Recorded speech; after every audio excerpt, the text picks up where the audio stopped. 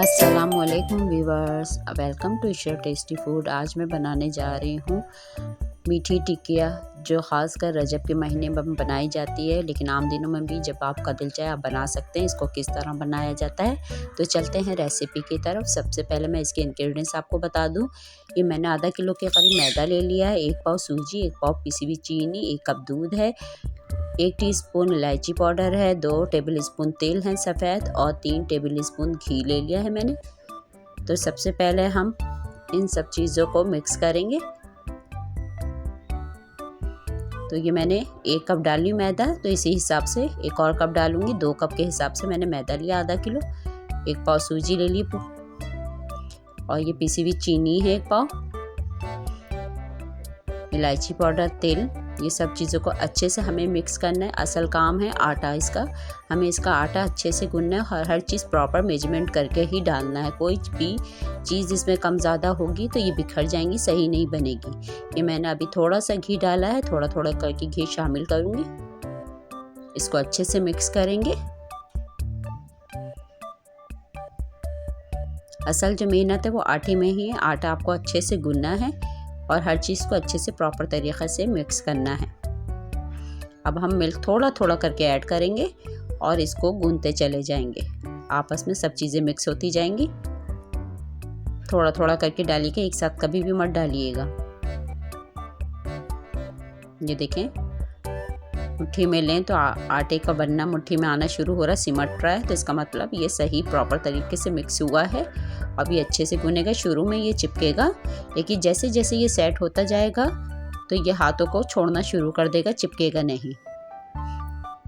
ये देखें अब सिमट गया है। हम इसको थोड़ा सा हाथों पे घी लगा के, जो हमने प्याली में था उसी में, और इसको अच्छे से गूंदते चले जाएंगे। ये देखें इसी तरह। असल जो मेहनत है आपको आटे में करनी है। ये देखें आटे ने अब बिल्कुल चिपकना छोड़ दिया है, हाथों को बिल्कुल नहीं चिपक रहा और ये सेट हो गया हमारा। अब हम इसको रेस्ट होने के लिए रख देंगे 15 मिनट के लिए। 15 मिनट के बाद हम इसका अच्छे से बड़ा सा पेड़ा ले लेंगे और इसको बेल के कोई भी कटर से या गिलास से या कैप से इसको कट करेंगे गोल गोल टिकिया की सूरत में।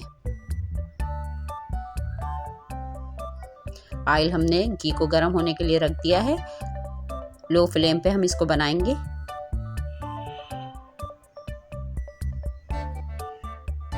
ये देखें इस साइज़ की होनी चाहिए, ना ज़्यादा मोटी ना ज़्यादा पतली, नॉर्मल साइज़ की। इसी तरह मैं सारे टिकिया को कट करके रखती जाऊंगी।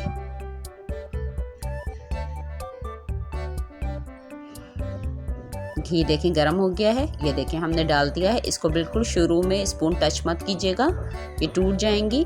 इसलिए इनको जब तक कलर एक साइड से चेंज ना हो, इनको चेंज नहीं कीजिएगा साइड। जैसी साइड कलर चेंज होगा तो मैं साइड चेंज करूँगी इसका, बहुत आराम से और एहतियात के साथ।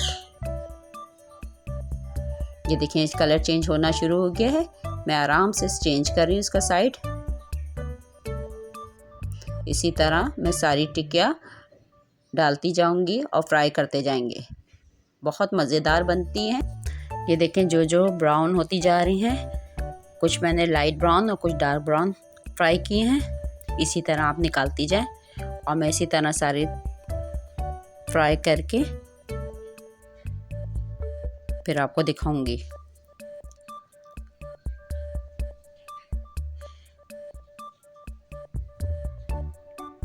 देखें कलर वगैरह कितना अच्छा आया है और ज़रा सी भी कहीं से भी क्रैक नहीं हुई है, टूटी नहीं है। अब डिश आउट करके मैं आपको दिखाती हूँ। ये देखें व्यूवर्स कितनी मज़ेदार बन के तैयार हुई है। एक मैं आपको तोड़ के भी दिखा रही हूँ, कितनी सॉफ्ट है कि आराम से हर कोई खा सकता है। इतनी सॉफ्ट और मज़ेदार क्रिस्पी बनी है।